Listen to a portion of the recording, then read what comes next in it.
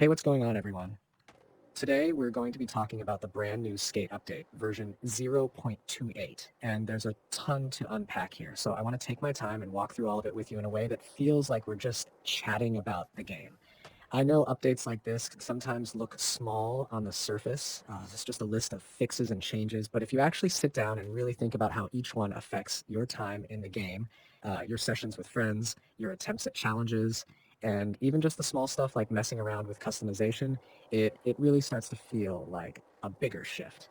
So let's go through everything piece by piece, but keep it casual, almost like we're skating around the city and talking about what's new. First off, one of the fixes that stood out to me was the shop spawn area issue. For a while now, players had been running into this annoying bug where dropped items in shop spawn areas could trap you. Imagine just wanting to chill, maybe drop something, and then suddenly you're stuck, unable to move, and the whole flow of the session is broken. That kind of thing seems small on paper, but in practice, it's a mood killer. With this update, that's finally been smoothed out, which means less of those awkward interruptions and more time actually skating the way you want. It feels like a small quality of life thing, but honestly, that's what makes the game feel smoother. Now, missions and challenges have been a sore point for a lot of us, especially when progression blockers come into play. Tour 1 had that Skater Eyes Stunting 101 mission that was basically broken for some people. You'd try to play through it and just hit a wall where you couldn't progress, and if you're someone who likes checking things off and fully completing tours, that's incredibly frustrating. Update in 0.28 finally fixes that, and it really does change the vibe of progression. Knowing that you can move through missions without worrying about them freezing up or not makes the whole career aspect of Skate more satisfying. Speaking of challenges, there was another one called Spots and How to Own Them that had a really irritating issue. You'd load it up, ready to play, and it would just sit there saying, waiting for players forever. Now, if you're like me, you know that the charm of Skate is sometimes in just hopping in with friends and having a smooth challenge experience, so waiting endlessly completely ruins that flow. Thankfully, that's been fixed too. Now when you launch it, it behaves the way it's supposed to, and you don't feel like you wasted your time. Quick drops also got some attention. There was a bug where they weren't visible or placeable, which sort of defeats the point of quick drops entirely.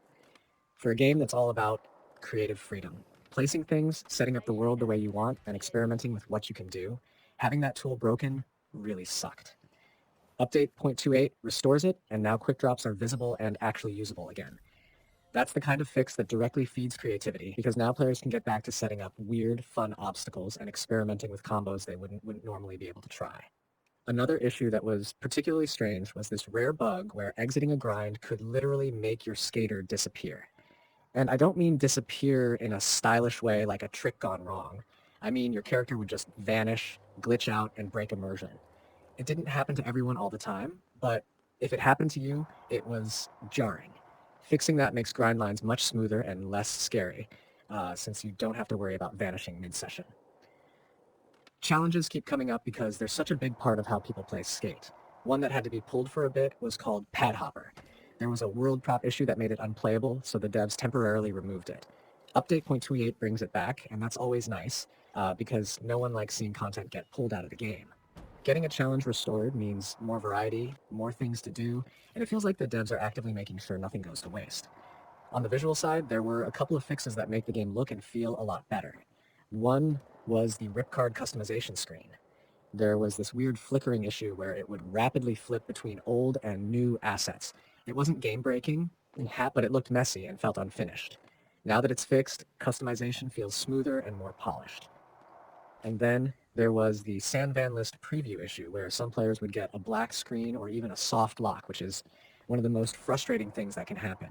Imagine trying to preview something and suddenly your game freezes up. That's the kind of stuff that takes you out of the experience. Thankfully, that's also been addressed in this update. But as always with patches, fixing some things doesn't mean everything is perfect yet.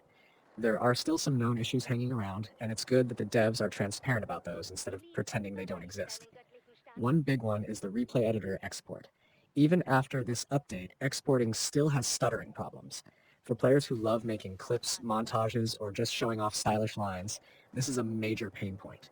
Skate has always had a strong culture of sharing clips, so until this is fully smoothed out, it's going to keep bugging a portion of the community.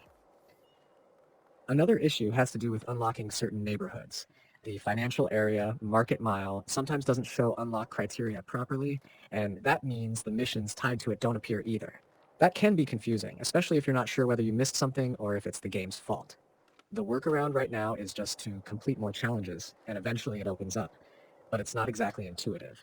The same problem happens with the historic neighborhood, Gullcrest Village. So for now, if you're struggling with that, don't stress too much. It's not just you.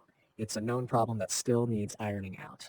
And then there's the dreaded error 8521469787 issue. This one stops some players from connecting to EA servers entirely, which obviously is a huge problem for a game like this that leans into its online features. The devs suggest turning off VPNs or double checking that the EA app is online, but it's clearly something that needs more work under the hood. Nothing kills the vibe faster than wanting to jump online with friends and getting stonewalled by a connection error. What's interesting to me about Update 0.28 is that while it doesn't add flashy new features or jaw-dropping content, it really does focus on fixing the kind of stuff that frustrates people day to day. Think about it. Most of these changes are about unblocking progress, restoring tools that fuel creativity, and cleaning up little glitches that mess with immersion. It's like smoothing out the pavement on a skate spot. You might not notice it at first glance, but once you actually skate it, the difference is night and day. And when you zoom out, this is part of a bigger picture of how the developers are approaching Skate. They seem committed to not just pushing forward with new ideas, but also making sure the foundation is solid. Because let's be real, no one wants to build their best lines or grind out missions in a game that feels broken underneath. By knocking out these kinds of bugs, they're building trust with the community, showing that they're listening, and making sure people feel confident investing their time into the game. I also want to touch on how these updates affect the community aspect of Skate. We all know Skate isn't just a single-player experience. The culture is about hanging out, creating clips, stacking clips with friends, and sharing them. When something like the replay editor stutters, or when you can't get into a challenge because it hangs forever, it doesn't just affect you individually, it affects the entire flow of the community experience. Fixing those issues brings people back together. It lets you focus on the fun stuff instead of troubleshooting glitches. Now let's talk about how players actually feel these changes in practice. Think about quick drops. Before, when they weren't visible or usable, players were stuck with only the default terrain. Now that they're back, you're going to see people placing creative setups, experimenting with weird trick lines, and sharing those spots with friends. That one little fix opens up a whole wave of new content because players are endlessly creative when they're given the right tools. Or take the grind exit bug. Before, if you were working on a smooth grind line, there was this fear that the game might just glitch out and make your skater disappear. That little bit of anxiety can really affect how you approach tricks. Now, with that fixed, players can focus purely on style and execution without worrying about vanishing mid-grind. It's subtle, but it really frees up your mindset. And for people who love progression, the Tour 1 mission fix is a big deal.